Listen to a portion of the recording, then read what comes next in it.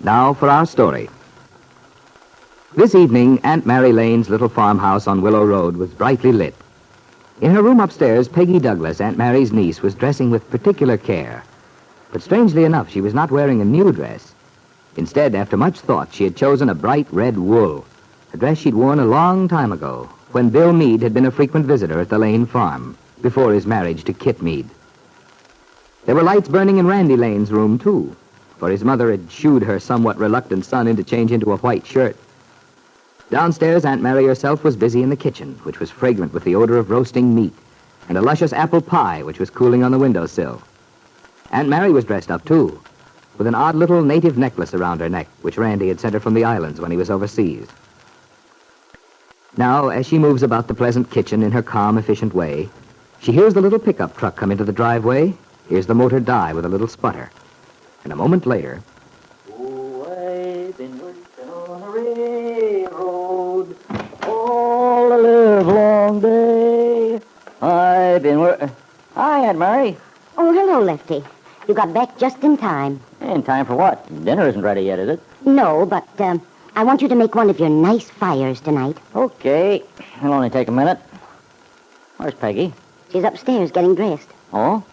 She going out? No, just changing. Oh. Oh, where's Randy? He's changing his clothes, too. And I think it would be nice if you'd freshen up a little. Say, what is this? You're all dolled up, too, Aunt Mary. Don't tell me I've forgotten somebody's birthday.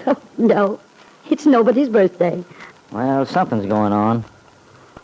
Aunt Mary, I hope it's not that committee of yours. Those sour-pussed old... Lefty. Those ladies are all very fine women.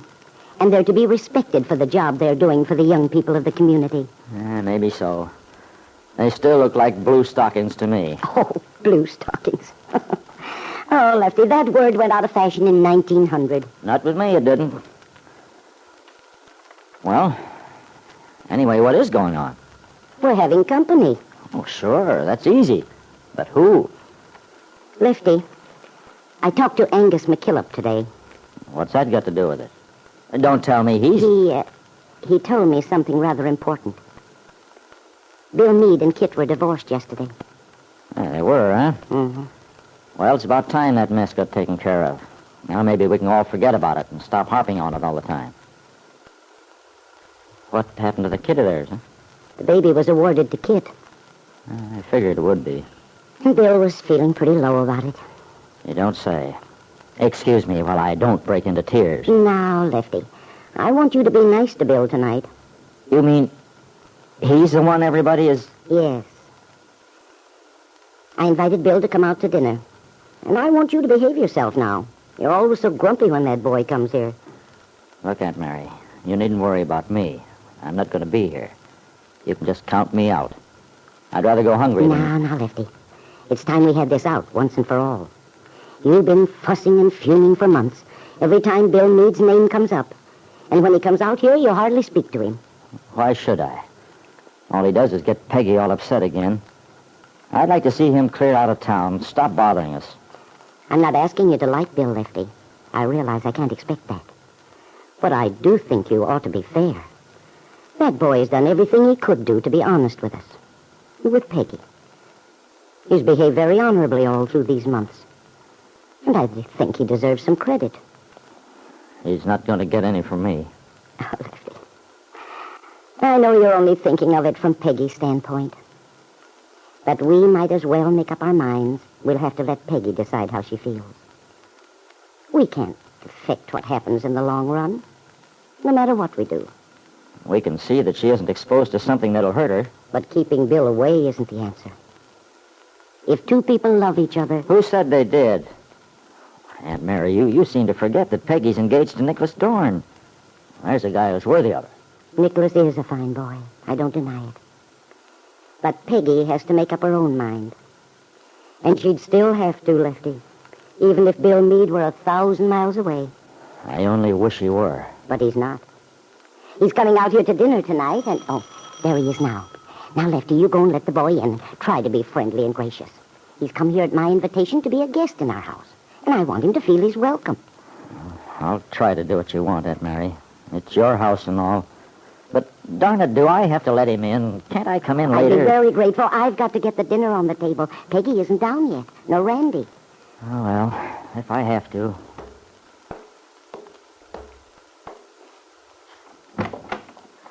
Oh, good evening, Lefty.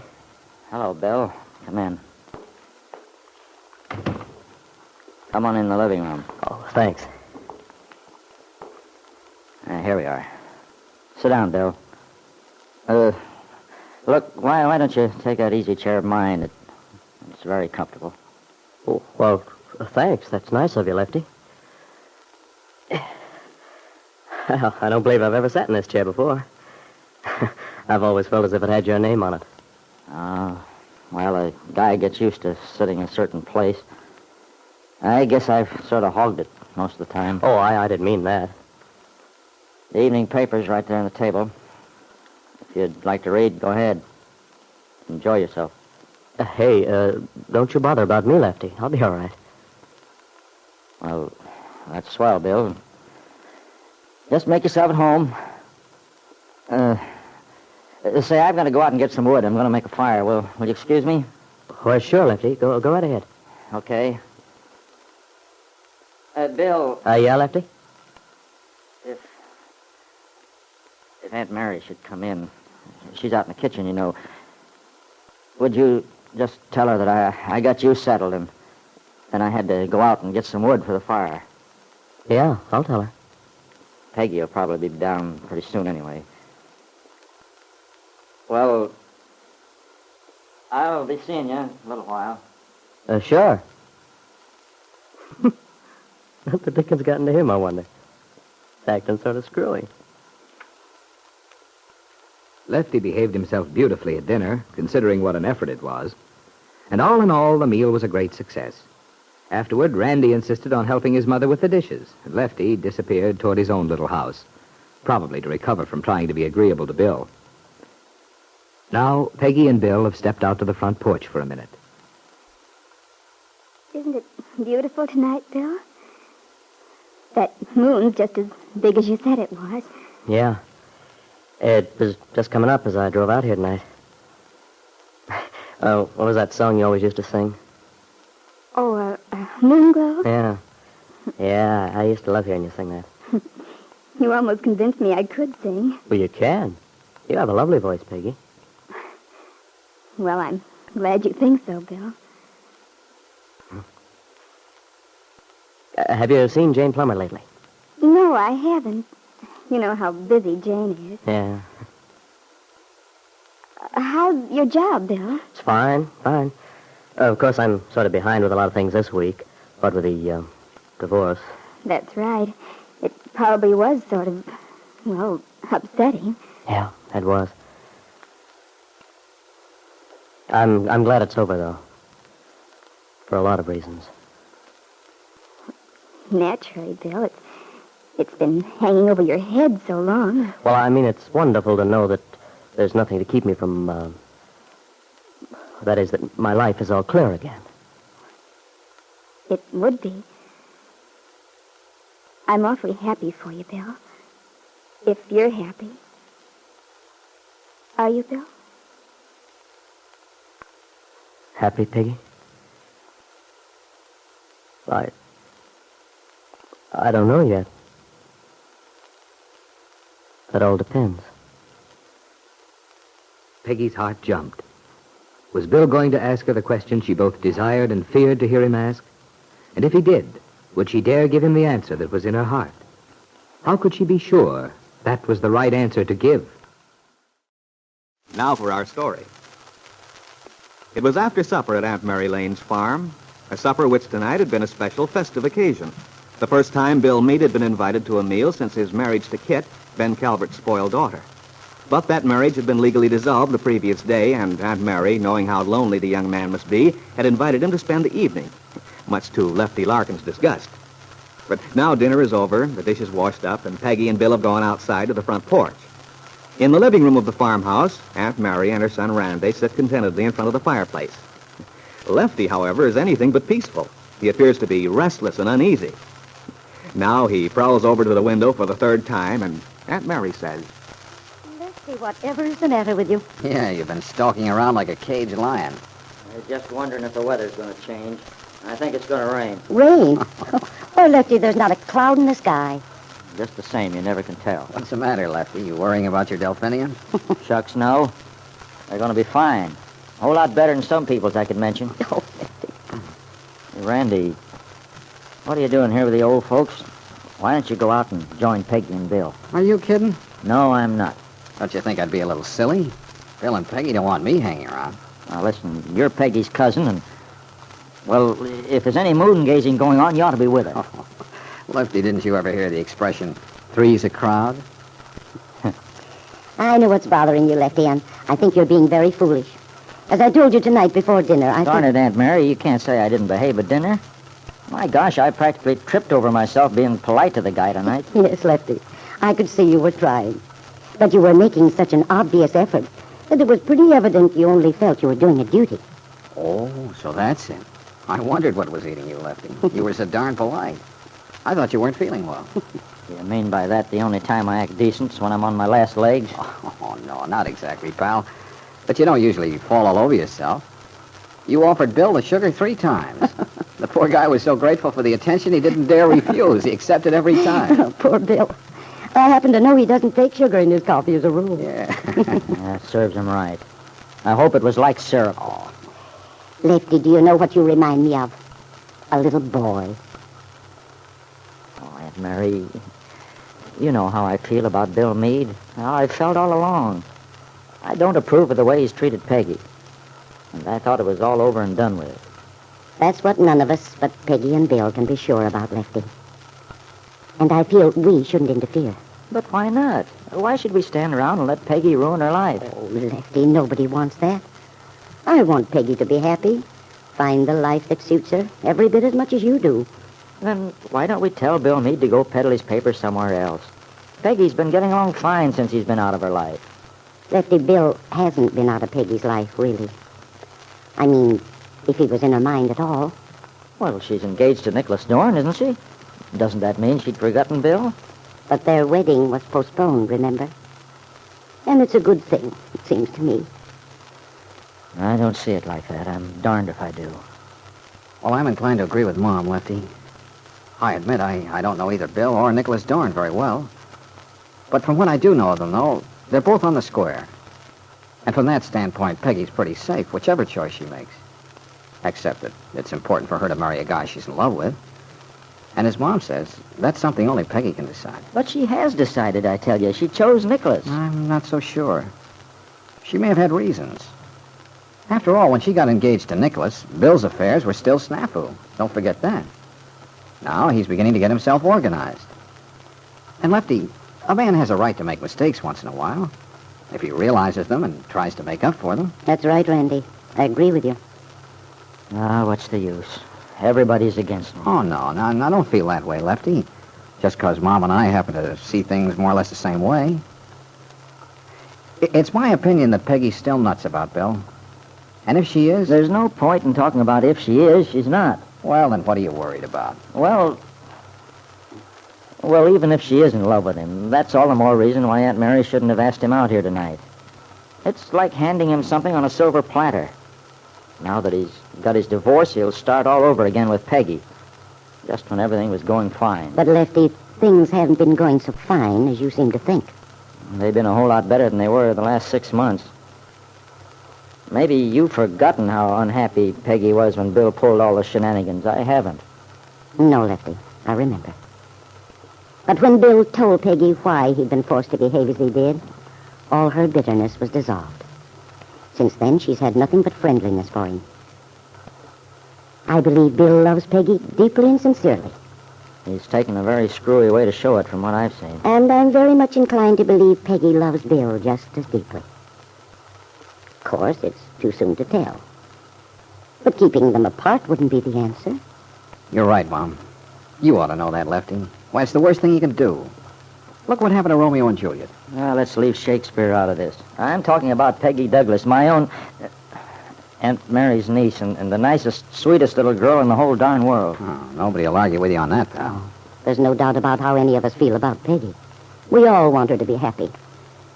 And as I just said, it's too early to tell just what will happen. Maybe that Lefty's right in one sense. It may be it's impossible for those two young people to find their way back to what they had originally. So much has happened in between. Oh, I don't know, Mom. You know I'm not the sentimental type, but it seems to me when people really fall for each other, it sort of cancels out everything else. Yes. Sure. Take a thing, well, as big as the war, for instance. Now, I talked to a lot of guys when I was overseas. Some of them had been on the verge of marrying some girl they were in love with when the war broke out. And a lot of times they'd both decided it would be better to wait. Well, it's pretty tough to do that. And yet, I've had letters from quite a few of my buddies since I got back, and most of the girls waited because they were really in love. 3 of the fellas I knew have married since they came back. Now they're very happy. It makes me feel happy to think of it, Randy. So, if the thing is real, well, it looks to me as if Peggy and Bill might just as well go ahead. If they are in love with each other. And they're lucky. They don't have to wait. But you see, Randy, this case is a little different. Bill's having married Kitt and all that. It's bound to have had some effect on Peggy. And it isn't just the marriage either. Remember, there's a child to be considered, too. Yeah, that's so. We can't be sure how Peggy feels about the baby. I forgot about that, to tell you the truth. But I think I do know how she feels. Pretty sensitive. Well, why wouldn't she? Peggy doesn't want to get her life all tied down, taking care of another woman's child. But the child was awarded to Kitt, wasn't he? That's what you said, Mom. Yes, Randy, but still... You know, I talked to Bill today when I invited him to dinner. Well, what did he say about it? Bill said he felt he should keep trying to get custody of the baby. Even after the baby was given to Kitt by the judge? Or whoever it is who decides those things? Yes. And I understand why Bill feels that way. His own son. Well, I guess it makes sense. I wouldn't know. It does look sort of funny, though, after he's finally gotten his freedom. He must know it could do him no good with Peggy.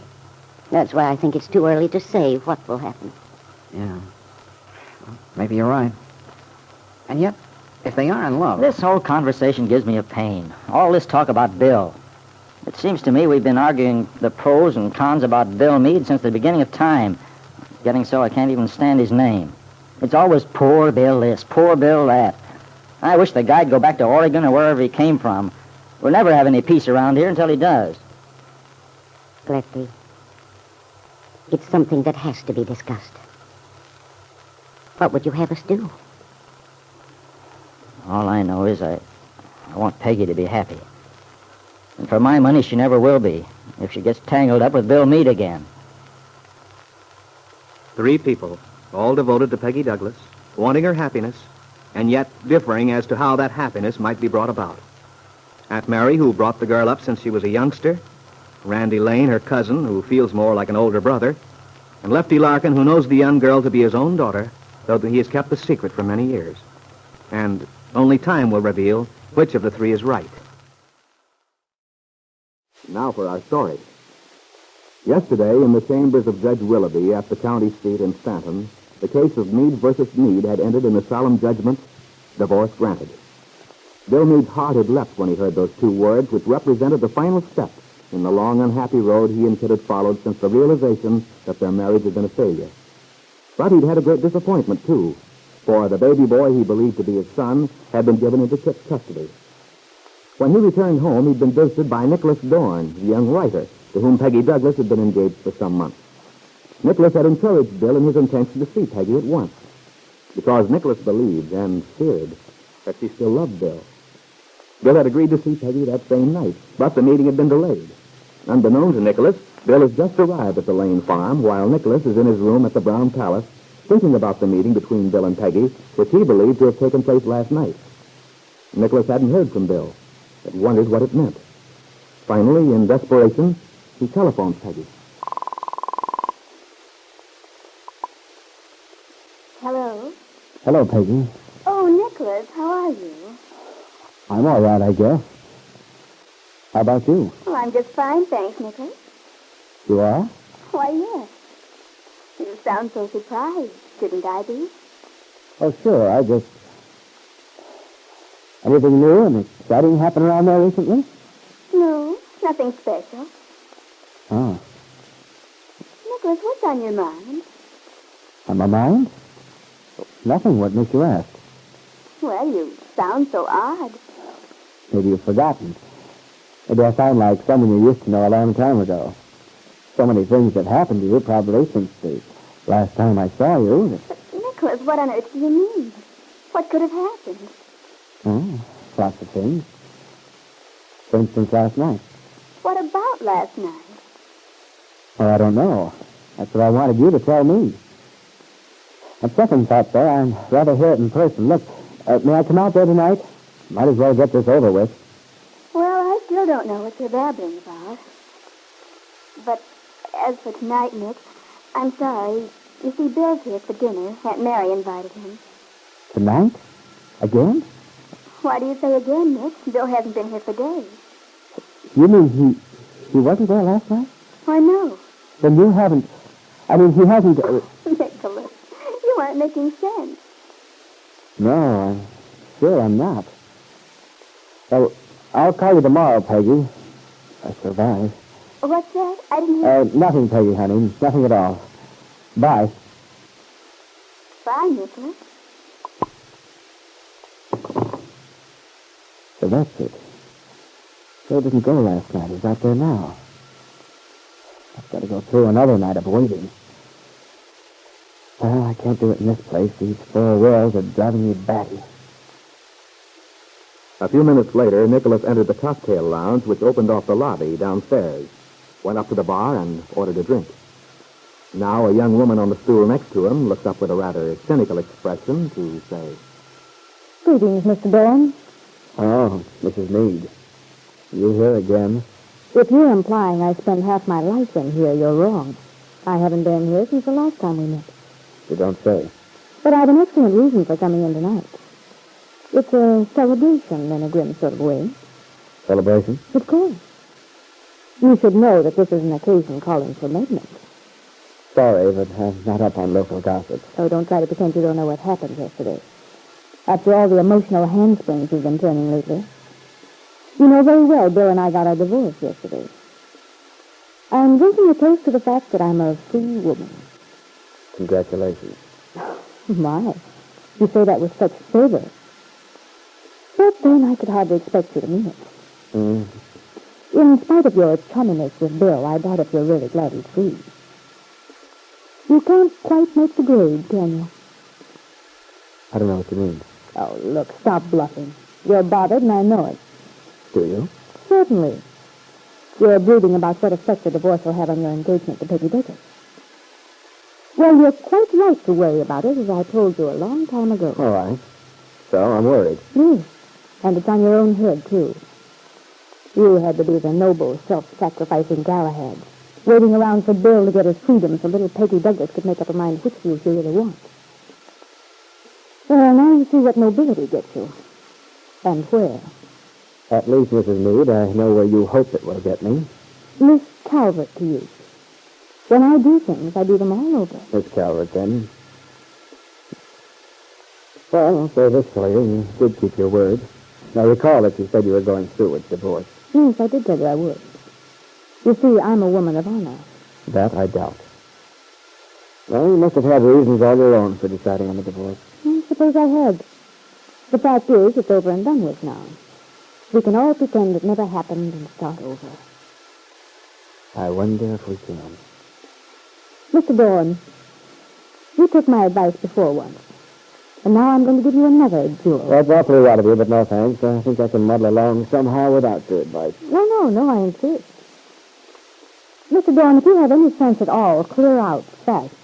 Go back to Hollywood. Forget this little interlude in Wakefield. Oh? Yes. That's what I'm going to do. You're going to Hollywood? No, I don't know where I'm going exactly. But I'm on my way, and soon. What about your child? Naturally, I'll take the baby with me. I see. And suppose Bill reopens the case, tries to get the child. No, he'd be crazy to do anything like that. The child was awarded to me, and that's all there is to it. Bill lost. He couldn't possibly take that baby away from me now. Sure about that, aren't you? Positive. Why? I'm interested. Got to get all the facts straight so I can plan things accordingly. If a positive Bill can't get custody of the baby, it makes a big difference to me. Well, you can take my word for it. The child's mine, and when I leave Wakefield, he'll go with me, in spite of what my father or anyone else says.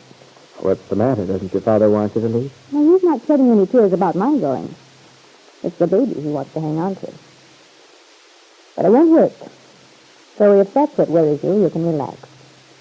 I'm leaving. The baby comes with me. And that leaves Peggy and Bill free to move into their dream cottage. Miss Calvert, you sound pretty bitter for a gal who's celebrating her freedom. Do I? Mm-hmm. Well, maybe I am. You see, Mr. Dorn, I don't pretend to be the noble, self-sacrificing type. I don't hope Peggy and Bill will live happily ever after. Why should I? What difference does it make to you what they do from here in? Look, I've been hurt. Why should everybody else come out on top? I'm no hypocrite. I suppose you think I am? No, not exactly. I simply think you've been taken in by all that do unto others, turn the other cheek chatter that Aunt Mary gives out. But you haven't, have you? Of course not. This is a cutthroat world. You have to look out for yourself. Nobody else is going to protect you. Perhaps. I should think you'd wake up, Dawn. You worried about what happened to the other fellow once, and what did it get you? You lost the girl, came out with exactly nothing. Even so, I can still live with myself.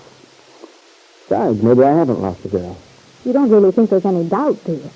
I don't know.